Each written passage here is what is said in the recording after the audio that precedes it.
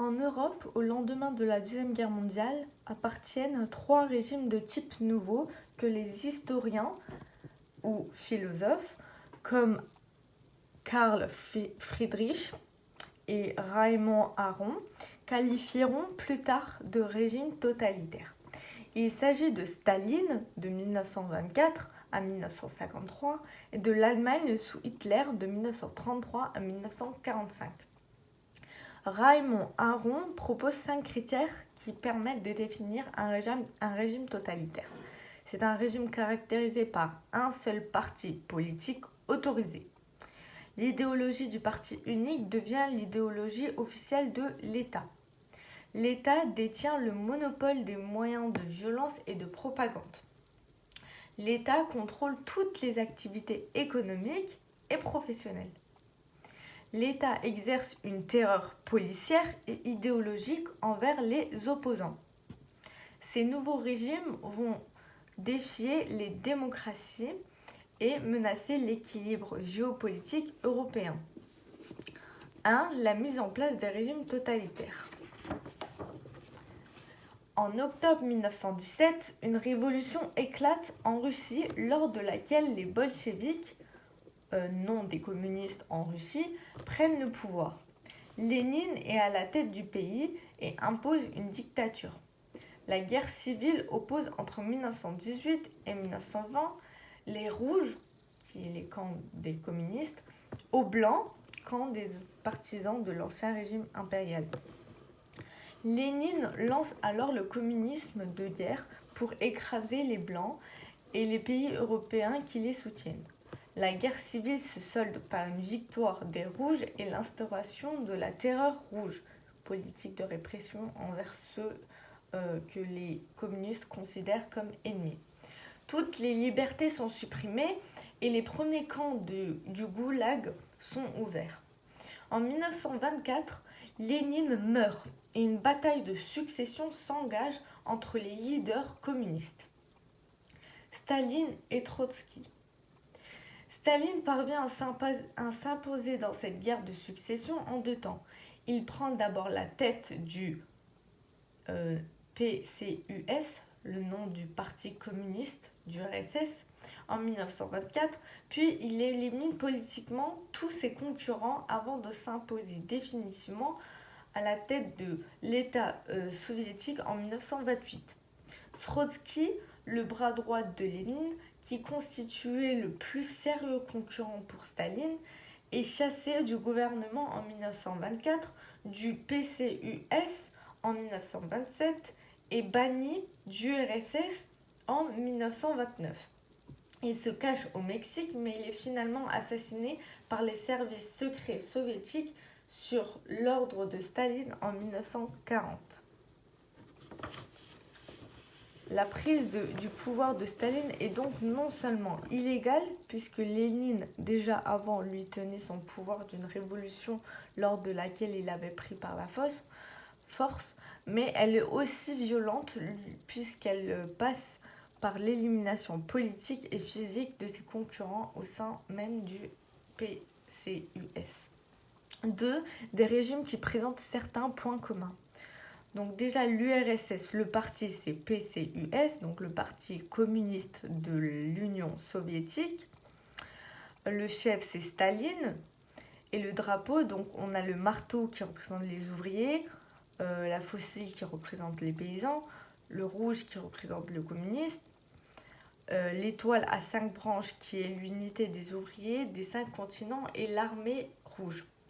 L'Italie, le parti est PNF, le Parti national fasciste. Le chef est Mussolini, qu'on nomme Dus. Et son drapeau est tricolore, vert, blanc et rouge, du royaume d'Italie. Aigle, Empire romain. Et le faisceau du licteur, c'est l'union et autorité dans le Rome antique. L'Allemagne est contrôlée sur NSDAP, Parti national socialiste des travailleurs allemands, donc contrôlé par Hitler le Führer. Drapeau rouge, blanc, noir, comme le drapeau impérial, le rouge pour le socialisme, le blanc nationalisme et la croix gammée, aigle impérial, symbole de l'empire. Dans les régimes totalitaires, un seul parti est autorisé. La démocratie est donc mise à mort puisqu'il n'y a plus de pluralisme politique. En Allemagne, par exemple, tous les partis politiques sont interdits et dissous entre février et juin 1933. Il ne reste que le NSDAP, le parti nazi.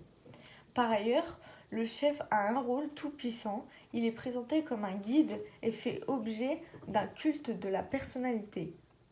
Donc, c'est-à-dire politique de propagande mettant en valeur le chef dans un régime totalitaire. Le communisme soviétique entend supprimer la propriété privée et mettre en place l'économie planifiée. Les plans quinquennaux fixent les objectifs à atteindre impérativement. Donc Staline accélère la collectivisation des terres à partir de 1929 et donne la priorité au développement de l'industrie lourde.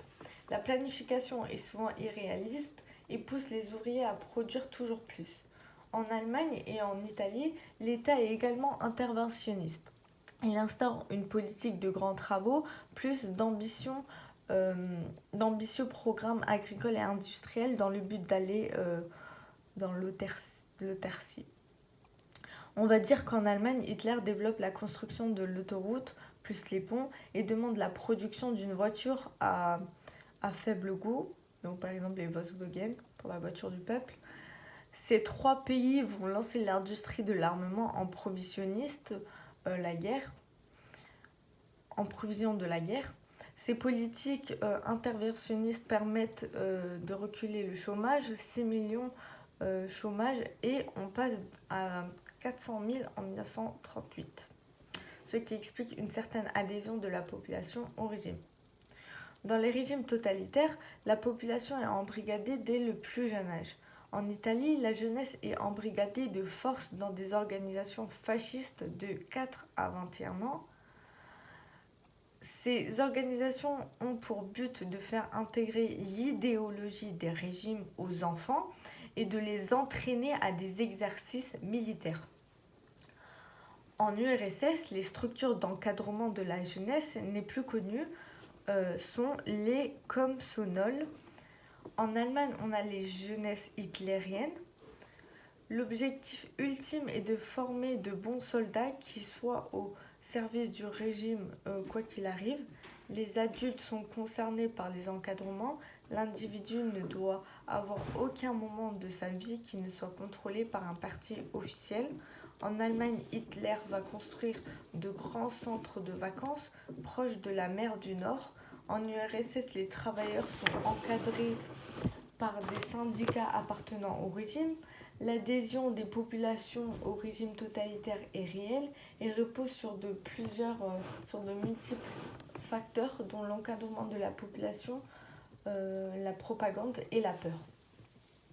Dans les régimes totalitaires, la population est en permanence confrontée à la propagande. Celle-ci passe par plusieurs moyens: le cinéma, les cérémonies, les affiches, l'architecture, etc.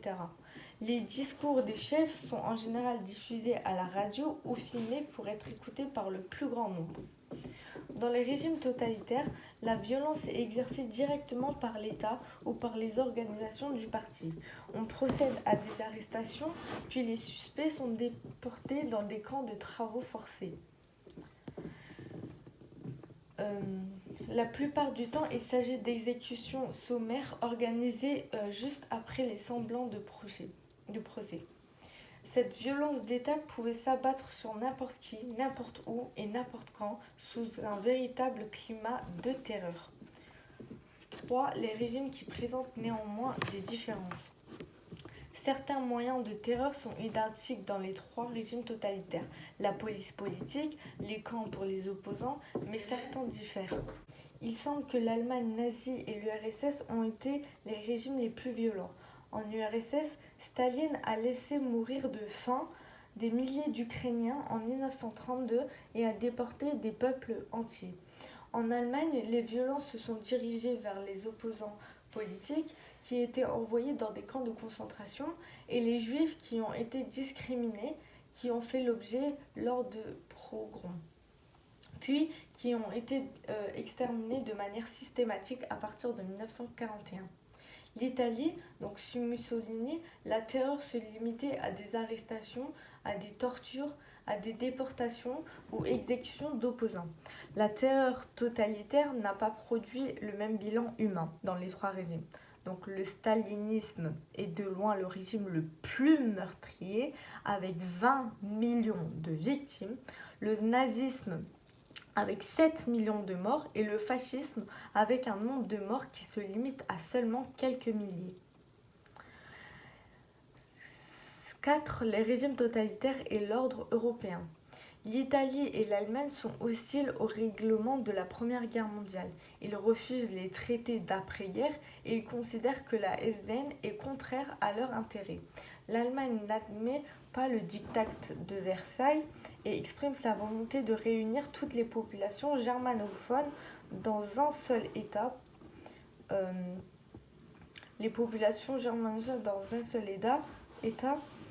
Pour cela, les Allemands doivent conquérir l'espace vital, le Lebensraum. L'Italie a été flouée par sa victoire mutilée et souhaite exercer un contrôle pour la mer Méditerranée. Les régimes totalitaires n'ont pas les mêmes rapports à la guerre. Les fascistes et les nazis mènent une politique belliciste et expansionniste. L'URSS n'exalte pas la guerre ni la conquête de nouveaux territoires. De plus, dans les années 30, le pays n'est pas prêt à faire la guerre puisque Staline a exécuté une bonne partie de l'état-major. La guerre d'Espagne. Donc, la guerre d'Espagne est une guerre civile entre les partisans et les opposants à la République démocratique. Mais c'est aussi un conflit internationalisé et une étape cruciale dans la marche à la guerre. Dès le début du conflit en 1936, les fascistes et les nazis soutiennent les camps nationalistes de Franco. L'URSS de Staline choisit de soutenir les républicains. L'Italie et l'Allemagne envoient des troupes aux côtés des franquistes ainsi que des matériels et l'URSS se contente de n'envoyer plus de matériel et quelques conseils militaires. L'aide apportée par les nazis et les fascistes a été décisive et a permis à Franco d'installer son régime nationaliste à partir de 1934. La marche à la guerre. À partir de 1938, Hitler se lance dans son programme pan-germaniste et souhaite rassembler dans son grand Reich l'ensemble des territoires aux villes des Germanins. Hitler envahit l'Autriche en mars 1938, il annexe les Sudètes en septembre 1938, il annexe la Bohême-Moravie en mars 1939 pour faire de la Méditerranée la Mare Nostrum. Mussolini revendique un grand empire colonial. En 1937, il envahit l'Éthiopie et l'Albanie.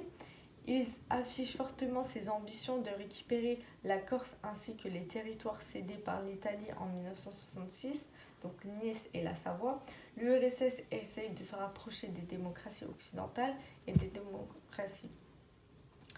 Les Européens cherchent à encercler l'Allemagne. En 1934, l'URSS rejoint la SDN et signe un traité d'assistance mutuelle en 1935 avec la France. L'Italie cherche à se rapprocher des démocraties européennes, mais elle est condamnée par la SDN après son invasion de l'Éthiopie, ce qui convainc Mussolini de se rapprocher de l'Allemagne. Face à la menace d'Hitler, les démocraties ne réagissent faiblement depuis la Première Guerre mondiale. Elles prônent une politique pacifiste et veulent éviter une entrée en guerre. En octobre 1936, l'Allemagne et l'Italie signent une alliance militaire, l'axe Rome-Berlin, et seront rejoints par le Japon en 1937. En 1939, un pacte germano-soviétique est signé. C'est l'impact secret censé garantir le non-agression pendant 10 ans. Le 1er septembre 1939, Hitler envahit la Pologne. Cette fois, la France et le Royaume-Uni réagissent et entrent en guerre le 3 septembre. C'est le début de la Deuxième Guerre mondiale.